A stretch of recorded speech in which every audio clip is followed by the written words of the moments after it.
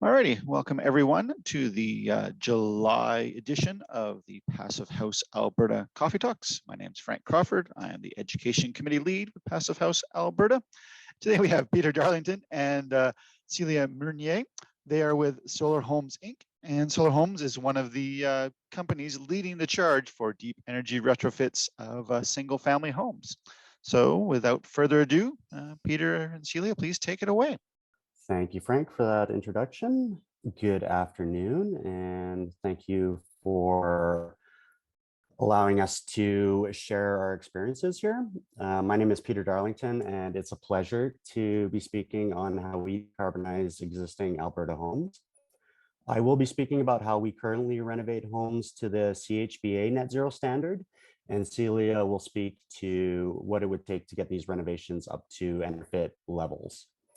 This is my, as I like to call it, 20 horsepower home in Calgary, Alberta. Solar currently powers the home, which has no natural gas, as well as about 15,000 kilometers a year in our family car, a Chevy Volt. Our home saves us about $4,000 or $5,000 a year between no natural gas bill, no net electricity bill, and the ability to charge our car. The home was originally built in mid-80s Calgary.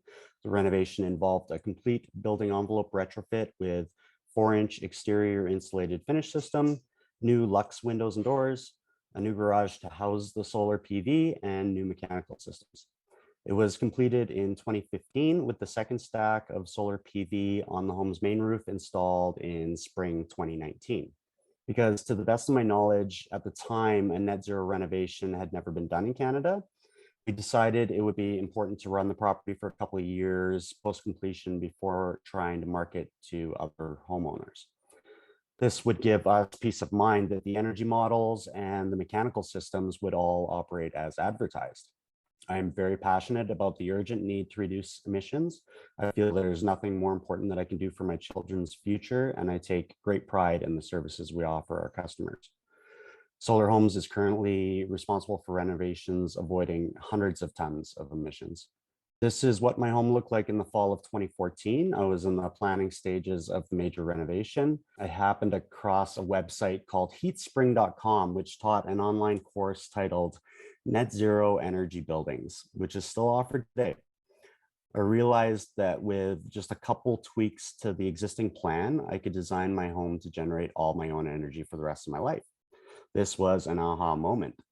Shortly after the Heat Spring course, I got my Passive House Consultant certification, and things started progressing very quickly. And by summer 2015, my home was fully electric and generating almost all the energy it would need.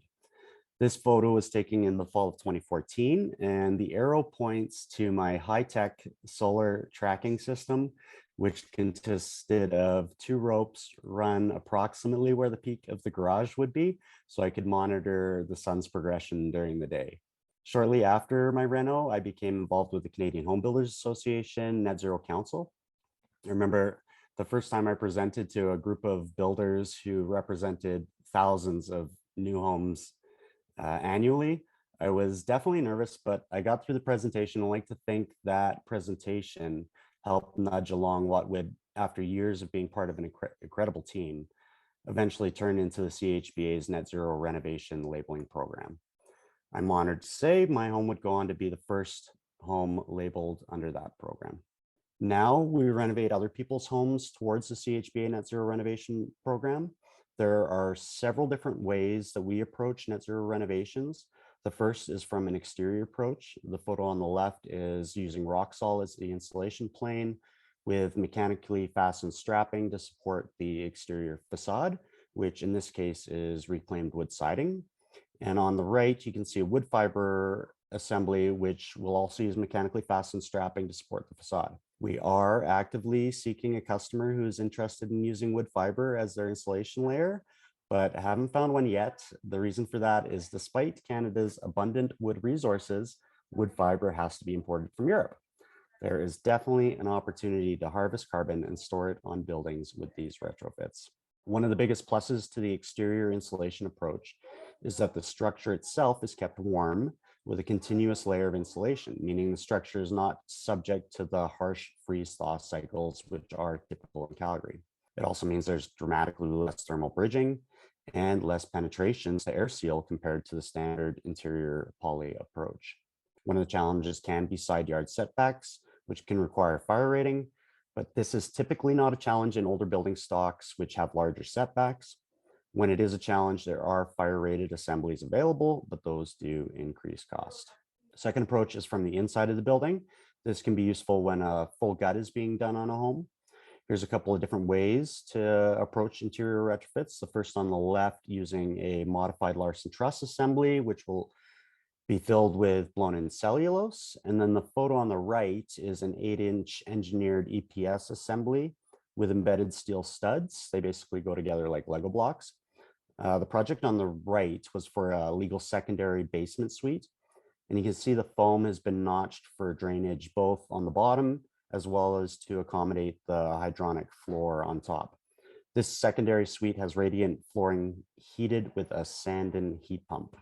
The challenges with an interior approach is the loss of usable floor space with thicker walls and the disruption to occupants. This is my preferred path to net zero. The nice thing about EIFS, or exterior insulated finish system, is that all the components are supplied by a single manufacturer with in-house engineers. This means that a full CCMC package is available, making permitting simple.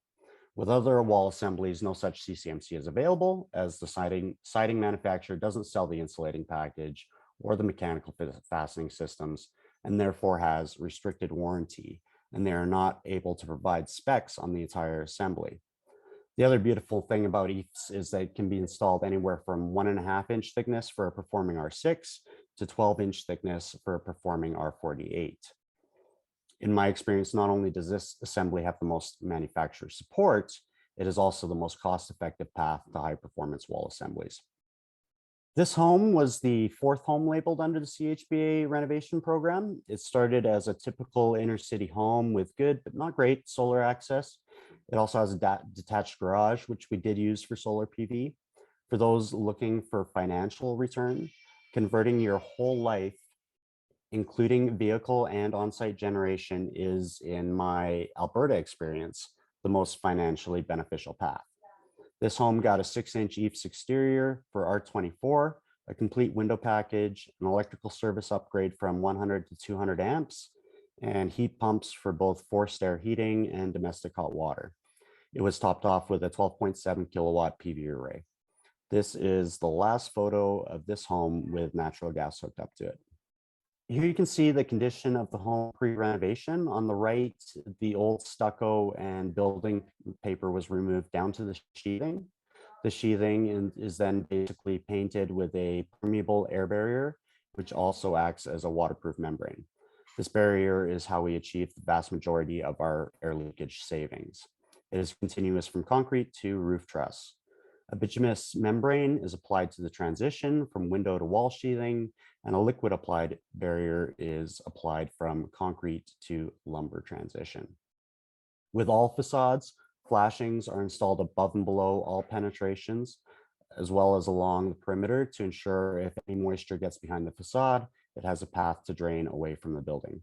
We then glue a 6-inch EPS board to the air barrier membrane with a notch trowel adhesive. It installs similar to flooring tile in that it's important that continuous and complete bond is achieved between the EPS and the substrate. The EPS is then sanded smooth, and a base coat and a finish coat are applied. We're all familiar with a standard styrofoam cup.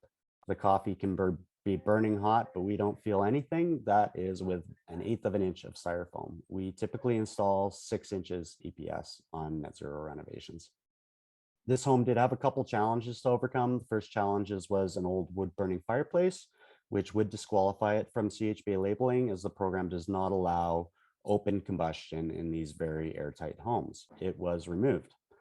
The second was a bit more annoying. I had sent a worker into the attic to caulk and foam penetrations in the ceiling for airtightness, and then we filled it to the max with insulation. When it came time to do the final air test, we found it was still quite leaky. Turns out the air barrier was wax paper, which came down all the partition walls and leaked air everywhere. We decided to shuffle all the new blown-in insulation around, then drop spray foam on the entire roof deck. We were eventually able to meet our airtightness target. Today, we just go ahead and remove all the existing insulation, do 2 inches of spray foam on the entire attic deck, and then fill with cellulose, saving this problem. In the before and after photos, you can see there are some shading and snow load issues, but really they are less significant than you would think and can be minimized with microinverters or optimizers. Most people think you need nice south exposure for solar. That's not true at all. In fact, in my opinion, an ideal candidate for a net zero renovation has a north-south roof peak, which allows you to use both the east and west side for generation. The reduction in annual generation, but being east-west facing, is more than made up for with the fact that you can use both sides of the roof. The only non-usable roof lines are facing north. The final stage of a net zero renovation is getting an EnerGuide label. This home reduced their carbon footprint by 10.6 tons a year, and we got it done for just under 110 grand. Comfort. Once someone lives in a net zero home, there is no going back. Did you know most cars have a more sophisticated heating system than our homes? In a car, you can pick where you want the heat delivered, at what temperature and what velocity you want it delivered.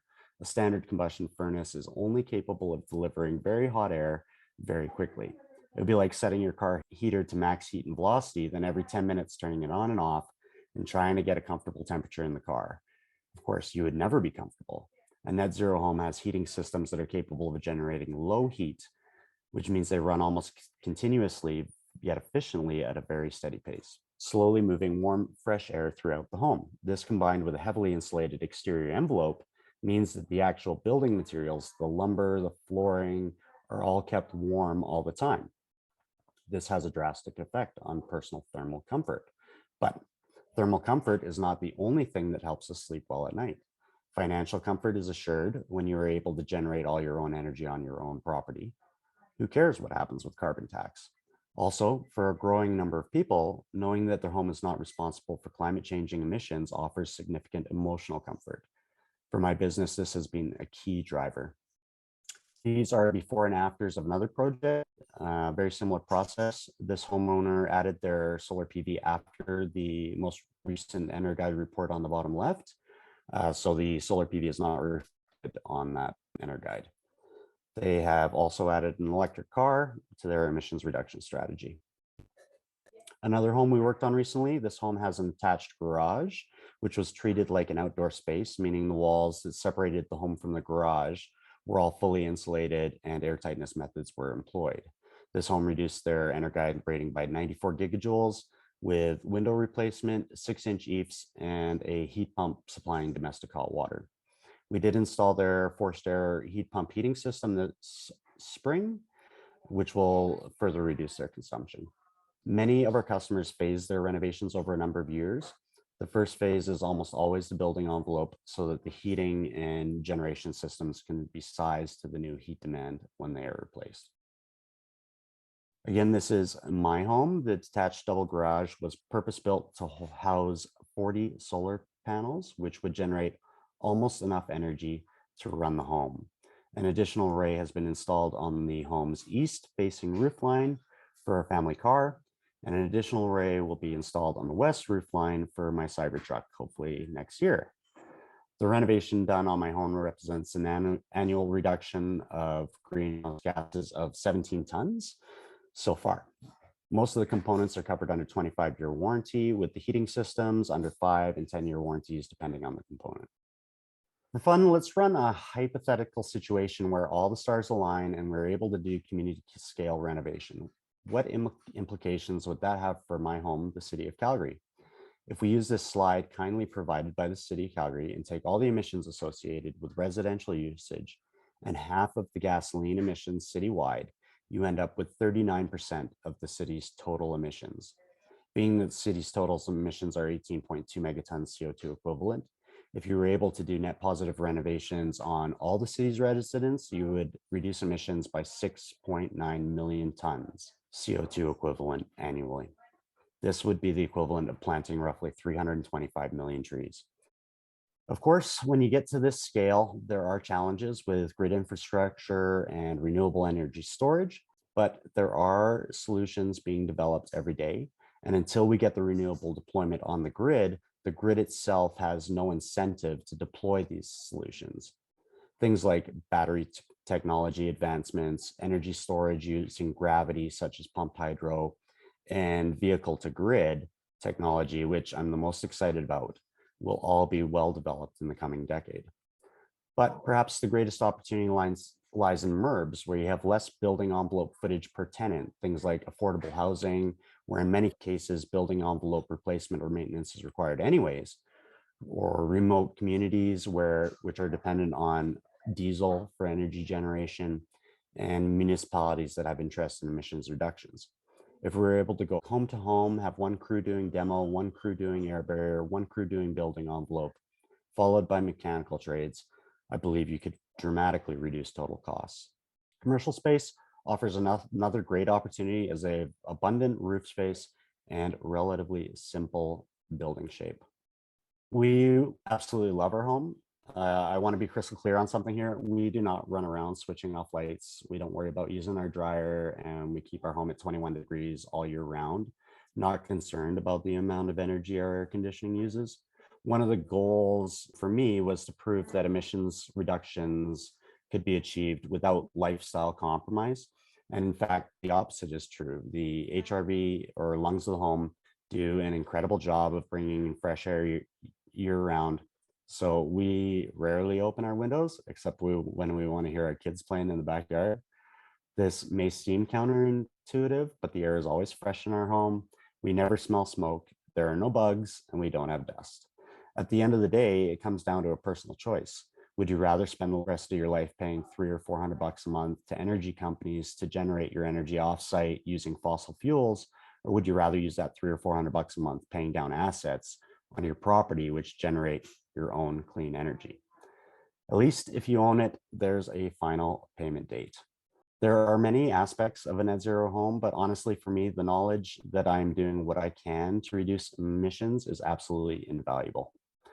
I hope you found this presentation informative and inspiring. Thank you for your time, and I'll hand it over to Celia. Thanks so much, Peter. I'm Celia. I work with Peter. At the end of my presentation, we'll have my contact details if you guys have any questions or comments. So let's jump into it. I'm going to go over what actually is EnerFit, and we're going to go over some of the similarities and differences between net zero versus passive house, as well as some of the steps to retrofit and building materials that you might need. So what is EnerFit? It is the standard formalized PHI, Passive House Institute, retrofit standard. There's kind of two different levels. One is from the interior insulation. That's where Peter had mentioned that if you're doing a full gut job, it works really well in that regard. We're going to kind of focus on the one on the left, which is the exterior insulation. FIAS does have a retrofit criteria, but I'm going to be focusing on the PHI. There's kind of two different categories of how to go about it, and I'm going to get into that now. So the three different levels for the EnerFit standard has the Classic, which has no renewables on site, the Plus, which has some renewables, and then the Premium, which ends up kind of over generating. And that's where you end up with 120 kilowatts per hour per meter squared times by area. Net zero kind of falls in the EnerFit Plus level. So what are some of the differences and similarities? Are the same? No, but they do share a lot of the same methodologies, the air sealing, the high performance ventilation, high performance windows, that sort of thing. Both can be done stepwise, both require blower door tests. Passive House does go into a few additional details, specifically the flow rates, the air exchanges within the house, how the blower door test is actually run, as well as some of the noise level requirements from when you're in a room for a long period of time. So how to transition from net zero to passive house? That's where passive house has their EnerFit standard. It does need a PHPP, which is the Passive House Planning Package submission. It is not a replacement for current building codes. It's made to kind of complement it. You can use the PHPP to kind of stress test the house, that sort of thing. Ideally, you would be working with an experienced certifier early on in the planning phase. You want someone who's familiar with the site climate and retrofits, if that's possible. You want an HVAC team who's able to perform and certify the vent flow speed testing, as well as some of the requirements for air sealing with high performance equipment. You want to contact suppliers early to discuss kind of lead times with some materials. Some things like doors and windows, you might need additional time to account for shipping if they're not locally sourced.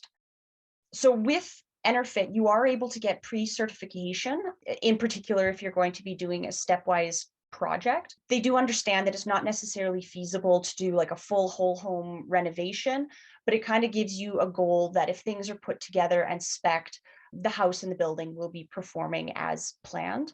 You got to work with your certifier beforehand to actually assure that it will perform. And if changes are needed, it gives you the baseline. As Peter mentioned, ideally, we do kind of the building exterior that downsizes the mechanicals that are actually needed. And then you can kind of go from there when you're speccing out your materials. It also gives you kind of the goal for your level of certification that you're going for, whether or not it's EnerFit, whether or not it's the low energy building. Also with Passive House, they calculate how the treated floor area is calculated. So it's important to know kind of what level you're hoping to go to and certification levels as well. And that kind of helps you make product decisions. One thing that's very important with retrofitting is knowing actually where your climate zone is. So Calgary is, and everything above is cold, and as you go north, it gets more into the Arctic thing. So it's quite important to know so that you can actually spec certified materials that are appropriate for the climate zone that it's going to be installed in. But when you put in the site location of your project into the Passive House planning package, it will give you your climate zone, and then it gives you kind of the minimum requirements of the components or the energy usage that's going to be needed. These are kind of the two different routes that you can take if you're going for EnerFit certification. You could be looking at the building components or the energy demand. Now with EnerFit, it does give you a little bit of leeway just because with retrofits, you might run into some issues regarding energy usage or air sealing that just can't be avoided. Part of EnerFit is that because it is only on pre-existing buildings, you might find that there's thermal bridging that just can't be avoided with the retrofit aspect of it. That's where Calgary is located, right in there. So we are kind of cold Arctic environment. So to find a material that has the flexibility of dealing with the changing in temperature, the -30 winters, and the temperature swings during the Chinook, let's say windows, for example, you have to find something that has the flexibility that's not going to crack in the cold. Cooling is permitted, but you are going to be limited with the amount of energy that it is, and it's across all climate zones. This is where the PHPP can come in handy. You can kind of have a little bit of a slider and test it out, and can be helpful in that regard. So with Passive House components, are they absolutely necessary? The short answer is no, but they are highly recommended, especially if the goal is certification. Part of the reason for that is that the certification assures the stringent testing so that they will be very strong and perform as expected within the climate that they're being installed. The testing is going to be very different. For example, the weak point in a window on the glass is just right along the frame, which is where the condensation will form in a typical window. You see here, a conventional window will have the R value taken from the center of glass, which is the strongest point. In a Passive House certified window, the R value is actually takes the frame into account. So if you are going to be using off-the-shelf material, these are the numbers that your suppliers are going to have to provide for you. Net Zero does allow the use of off-the-shelf components, but in some instances, the installation technique has to be modified if you are going to be going for that certification. Specifically, the air sealing and the continuous insulation. If you compare the cross sections at the bottom of the slide, you can see some of the differences. The number of panes, the distances between the glass, if the frame is insulated or hollow, the material used, opening technique. Slider is going to perform very differently than a tilt and turn. These are some of the things that you have to look for when you're selecting a window. If the supplier is able to provide you with all these numbers, you can absolutely put them into PHPP and use a non-certified component. Luckily, the availability of high quality and Passive House certified components are increasing as the demand goes up. We are able to get Passive House certified for cold climate manufactured within Canada. You might come across some details that are standard in other parts of the world and beneficial to Passive House, such as thermal roll shutters that are just not readily available here. Just keep in mind that common materials in a different part of this country might not be robust enough to use within our cold climate. One challenge with retrofits is the reliance on previous work. For example, a new build, you're able to verify the airtightness of the ducts. Being able to source mechanicals that are able to keep up with the building that are required, such as passive house humidity levels, especially during the winter. But the collaboration between the on-site air sealing, the air barrier, and manufacturers within Canada, the needed mechanicals are becoming more available. It's a matter of educating the public and the suppliers what is needed and what is possible. Something not even considered, such as the sound levels produced, can be seen as an impossible goal, but with the increased number of high-performance products are becoming more readily available, and the changes in the building code, this competition is forcing the manufacturers to meet that demand. More and more individuals are getting trained on these type of projects. For example, the commissioning of HRVs, the testing of flow rates, that sort of thing. That was not even considered as a requirement even just a few years ago. Here's a slide with a massive block of text. These are just some of the exemptions that are permitted within a passive house project, EnerFit specifically. Because it is not a replacement of the building code, the building code does understand that some requirements are needed for fire rating or how close you are to other buildings. The municipality might require that you change it to a material that's more fireproof, things along those lines. So there is some flexibility, but that's something that working with an experienced certifier can be quite beneficial because they can kind of help you in that regard. At the very bottom, you can see that the space heating and cooling demand has a higher value of 25 versus the more stringent number for a new build, just because it is a retrofit. Some of the challenges when getting to full passive house certified is finding some of those cold rated components in Calgary, just because we have such massive swings in our temperature during Chinooks. Sometimes the material that you want to use can't be shipped during freezing temperatures. We've come across instances where it's an architectural detail that until we do demolition, we can't necessarily see how it has to shift. That's where if you are going for full certification, it is beneficial to get that pre-certification, and then you can go back to your certifier and say, hey, changes might need to be made, or we can't get to that level of air sealing because of a specific detail, and you can work with them to come up with a solution. Sometimes it's a matter of it would just get too expensive to access.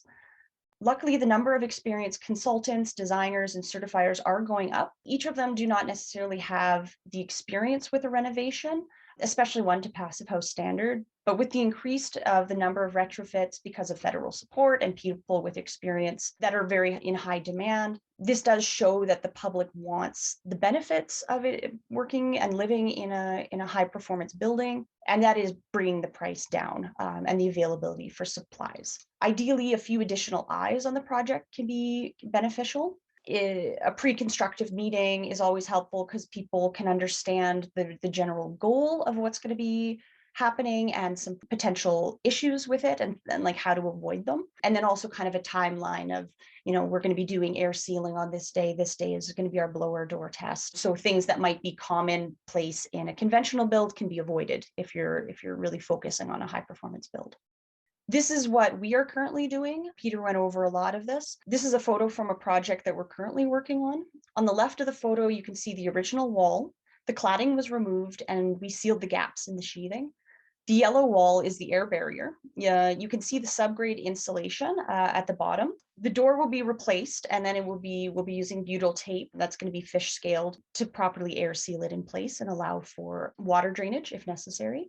Any abandoned HVAC holes will be sealed up, and any that they're currently being used will be air sealed and then extended. And then the attic will be air sealed and the insulation will be connected to the wall to be as continuous as possible. So what do we need to do to get to passive house standards? This is a pretty self-explanatory slide. A lot of what we do actually complements and overlaps passive house EnerFit standards. And with just a few tweaks, we'd be able to get certification. I do want to thank you for being here today. We find that with the public becoming more educated on the advantages of these types of buildings, things like indoor air quality is something homeowners are now asking about, air changes within the enclosure and materials that are being used on site. Events such as these help move things forward from all sides. By asking suppliers you come across about their product availability, you're informing them about this standard and increase the likelihood of them carrying and manufacturing them locally. This would drive down the cost, keep the money within the Canadian economy, and increase the overall standard of build. Even small changes in the high performance direction make an impact. Thanks so much. Great. Thank you, Peter, and thank you, Celia. Excellent presentation. Lots of good overlaps between kind of, I guess, the more popular Canadian Home Builder Associations and the Passive House one. So there was one question from Maurice, I guess, talking about kind of the goosenecks and some of those penetrations that I think you still had on your roof, Peter. Obviously, you were version 1. So maybe talk to what you had back then, and then maybe if now you're version 10 or 20, if some of those other penetrations or things can be changed. Yeah, those are the old bath fan penetrations. When we did my home, the HRV that was put in there was probably not of the highest quality. And we certainly do improve on that when the opportunity is there to tie the bath fans into the ERV. We do that, but it's not always possible. Did you still have to do the plumbing vents? Those two as tax? Do you try to combine those, or? Yeah, I think there's just one plumbing stack on our house, which was existing. And we're going to be trying one of the air admittance valves on one of the projects coming up to see how that works out. Maybe I guess a little more questions about some of the air tightness. So you obviously do a blower door test on all of your homes. What is the requirement for net zero, or what numbers are you getting? And then kind of where's kind of the main pinch points that you see in retrofitting and getting air tightness? So part of the issue is product availability. So that's where I had mentioned that some of the products that we want to use can't necessarily be shipped. They also can't be compressed, so they have to come by truck.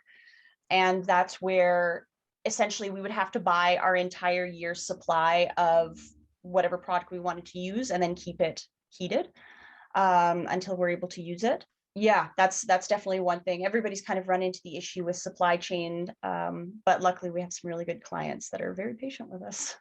The CHBA requirement is 1.5 ACH 50, which we seem to be getting pretty steadily. Our best so far is a 1.0. But certainly the attic is one of the biggest challenges. Are you still using the 2-pound spray foam and then cellulose, or some of the other kind of spray applied membranes looking to be opportunities there? That's exactly right. The cellulose is nice because it kind of opens up and fills all the cracks. But if anybody's aware of a good spray product, please do pass it along.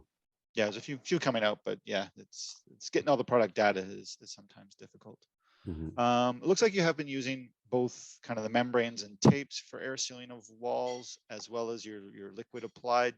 Do you want to talk a bit about, I guess, costs, or how easy they are to apply into big areas as well into the little corners, and kind of which ones you prefer? The liquid applieds are really nice because you can't really screw them up. Either the house is all yellow or it's not. Really just the chance for failure is where you're tying into windows and you're using self-adhered like a EFIS tape or a peel and stick. But yeah, we do like the liquid applied air barriers. And I guess does the cost work out even, because you might, is the material more but the labor is less, or the other way around, or similar? No, they are fairly similar. Probably not similar to like a paper that's been taped, but probably similar to a running like a peel and stick membrane over the entire building. Jonathan's asking, I thought someone would, a bit about the kind of the financial incentives that are starting to come out from not much of our provincial, but hopefully eventually our city and federal government. Do you want to talk to those for a few minutes? Sure. Well, of course, there's the Greener Homes program, which is about $5,000, $5,600 with the energy audit. But there are also some other loans. There was the $40,000 interest-free loan announced by NRCan just last week. So that's kind of exciting, except that you do have to apply for credit, and it's a personal loan, which is a little odd, meaning that people who can't afford to get loans can't get this loan. So that's kind of odd, but also there's municipalities offering PACE style loans as well. Yeah, the SEEP programs, which Edmonton has, and I believe Calgary is going to be piloting later this year, and same thing with Canmore. So yeah, so there are increasing number of options, but are you still seeing that most people do like a home equity line of credit, or how are most of your I think homeowners? that's how most people are paying me. I don't really get into their finances too deep, but that seems to be what is happening. But of course, also Edmonton does have some grants as well. If you get a net zero level home, I believe it's up to $20,000 or $25,000. Yeah, I think there's a little bit on the federal, but there is definitely kind of city by city specific, and really you just have to kind of be watching your own city to see what is available and talking to your politicians, I guess, and trying to get more of them put in there. I just want to add to that. We've had some clients that have paced out the project. So instead of doing the whole thing all at once, one year they'll do the building envelope, then the next year will be the mechanicals, and then the next year will be solar and that sort of thing. So even if they're paying out of pocket, it makes it a little bit more palatable. Maurice, as you mentioned, the renovation cost $110K for one property. Can you ask more about any of the general breakdowns for the costing? So yeah, I guess just a few more costing questions in rough numbers. That home was done about a year and a half ago, and she probably spent about 50 grand on her building envelope, 20 grand on windows, 25 grand on solar, and 20 grand on mechanical systems. That doesn't add up to 110, but it was 110. Have you done, I guess John is asking if you've done any payback. I don't know. I personally think financial payback is pretty tough to do because mortgage rates keep fluctuating and energy prices keep fluctuating. So it's tough to do. But have you done even like a simple payback version? You know, what we're focused on is just cost of ownership, monthly costs. So for instance, if you can borrow 100 grand and save yourself 5 grand a year and you're able to finance that over 25 years, then that almost instantly becomes pretty close to cash flow neutral. You are seeing those utility savings from both the solar and the energy reduction. Yes, but And again, dropping the gas. I mean, the best return is to go fully solar house and car, because then you can generate all that excess energy in the summer, sell it all to the grid at high rates in the summer, and then you can buy it all back at low rates in the winter. So that little cost differential there really pays pretty well. Yeah, dropping that natural gas line. I think in Calgary the fixed connection fee for natural gas is somewhere around $600 a year. And I think it's over $700 a year in Edmonton. So by dropping that natural gas line definitely does help your payback. I mean, the other thing to consider is certainly once we get up to $150 a ton for carbon tax, then these things all really make sense. And I think one of the things to keep in mind is that every year that goes by that you're paying $3,000 or $5,000 to other companies, that's $3,000 or $5,000 that you'll never get back. There's no return on that money, right? Yeah, and there's all the comfort benefits and the indoor air quality and the health benefits. So yeah, what can you put a price on those, or I guess we should. We really don't now, but we should. We've had a client that had like 3 small children, and as soon as we finished the wall for the external insulation, her kids just started sleeping better because they weren't being woken up by the sound of the traffic and things like that. So they found that it wasn't necessarily like a financial payback, but even just like the general overall thing. And we're like, oh man, there's so many additional benefits that they hadn't even considered beforehand. Question from Daniel: do you recommend people use the solar rebates or try to pay out of pocket? That's a big question. It used to be under the Notley government, if they gave you an incentive for your solar panels, then they basically owned the carbon credits for those solar panels into perpetuity. I don't believe that's the same today, but whether you want to sell your carbon credits or not is a very personal question. You know, I do not sell my carbon credits because I don't want some other company claiming them and just keep burning fossil fuels. But at the same time, for people who may not go ahead with projects unless that additional financial incentive is there, then it probably does make sense for those people. So And there's a few companies that kind of aggregate smaller individual solar panels into larger pumps that make selling your carbon credits easier. So it was a little complicated years ago, but now it's fairly simplified. But then if you're selling your carbon credits, then you're technically not emissions free on your building anymore, because somebody else is buying them and burning gas. So that's where your offset is gone. Question from Dan, are you allowed to drop the gas connection? So you can answer that, Peter. 100% yes. Yeah. Yeah. It's remarkably easy to do. Yeah, you have to actually disconnect it. As long as it's connected there, even if you're using 0 gigajoules of gas, you'll still have that connection fee. But if you tell them to disconnect it from the system, then all the costs go away. They'll come and take the meter and cap off the line. Then generally cap it at the property line or just at the house or both? Right at the house. So there's usually a stub left over sticking out in the backyard somewhere. Question another from Jonathan. The energy trend is towards fully electric solutions. Do any other programs consider the health concerns related to electric systems that are becoming more apparent? So Jonathan, you might want to unmute. What are the health concerns from electric systems? Because I know a lot about the health concerns from methane and other indoor combustion. What's the health concerns from the electric systems? Usually ELFs, I think, is what I've heard some people show some EMFs. concerns about. Yeah, EMFs. Sorry, I got that wrong. Maybe we have lots of studies showing concerns with, like you mentioned, methane and other pollutants, but electricity isn't as studied. And it seems like I'm only hearing more and more studies or people coming out complaining about the dangers of electric fields or the concerns with electric fields. I did actually look into that when I was putting my 10 kilowatt system right next to mine in my kid's bedroom. And I spent many hours reading articles, and at the end of the day, I decided that there was probably very little to no risk. We are surrounded by electrical fields our entire lives. Yeah, I've heard of 1 or 2 people that are more sensitive to it. So if you're a person or an owner that has that, then there is things you can do to minimize that, kind of basically put a Faraday cage around your building or relocate some of the larger systems. But yeah, I have not seen any major data to see that it is a pervasive problem either. Some of the older, I think, induction stoves gave off a bit of a hum that might have been more disruptive to people, but I've lived with an induction stove for 6 years and haven't had any concerns. So yeah, I guess maybe test out some of the products before. I just finished buying a house that was built in 1976. From what I can tell, it's pretty much had nothing done to it in terms of improvements.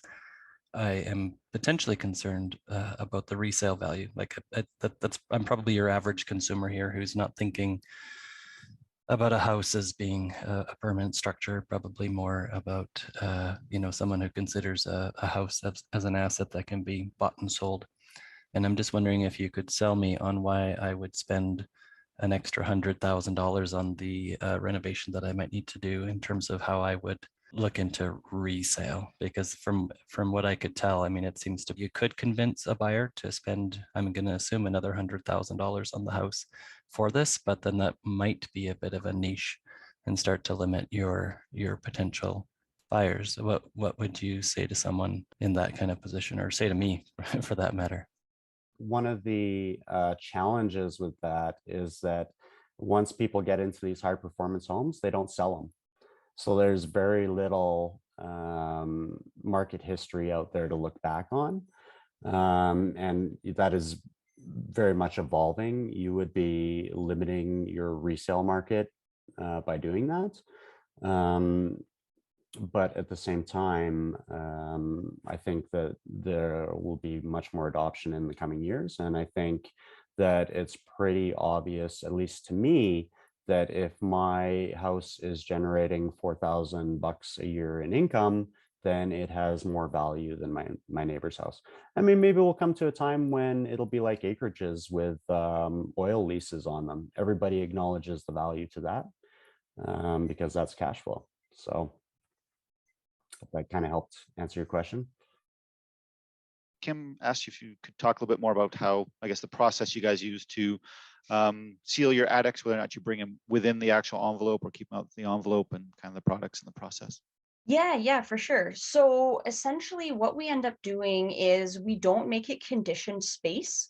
We air seal along the flat portion. And then when we have the transition point, we want to make sure that we still have ventilation within the attic to avoid things like attic rain. And so we'll have the baffles and then we extend the baffles so that when we blow in more insulation, we still get that airflow. And then with the spray foam deck, we have the insulation that comes up the wall. And in one of the photos that Peter had, we had shown that the insulation was notched out to go directly up against those baffles. And then we take the spray foam and then we connect those two kind of at that pivot point so that the insulation continues across. And then we put the cellulose on top of that while still getting airflow. Now we have considered doing it as conditioned space, but I feel like the indoor air quality would probably end up suffering.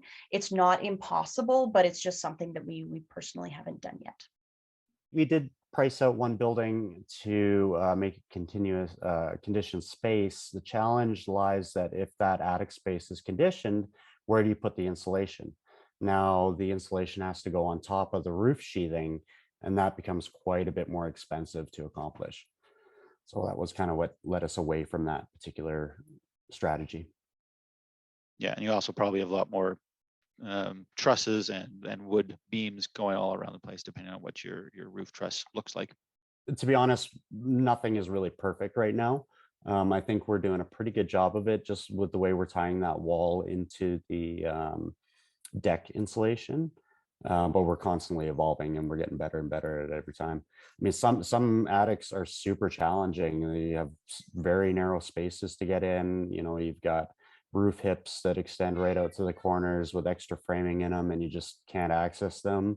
There's been spots where we've considered just stripping the sheathing off the roof to be able to access some of these locations, but it certainly is quite a challenge. We're past the pilot project stage, but we're still in the learning and optimizing and improving stage. So yeah, Well, it's great that we're already.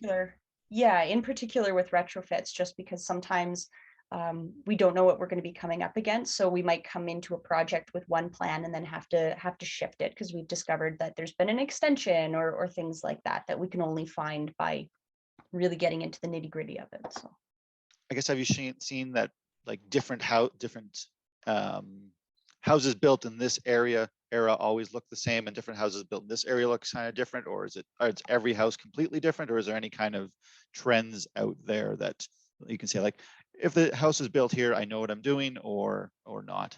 They're pretty similar, you know, by era, but every single house we go to, we find something that we haven't found before. So we're always kind of being flexible and modifying our approach as we go. 30 years of renovations in between. They might have started beginning being the same, but aren't anymore. Are you going to franchise your method, Daniel asks?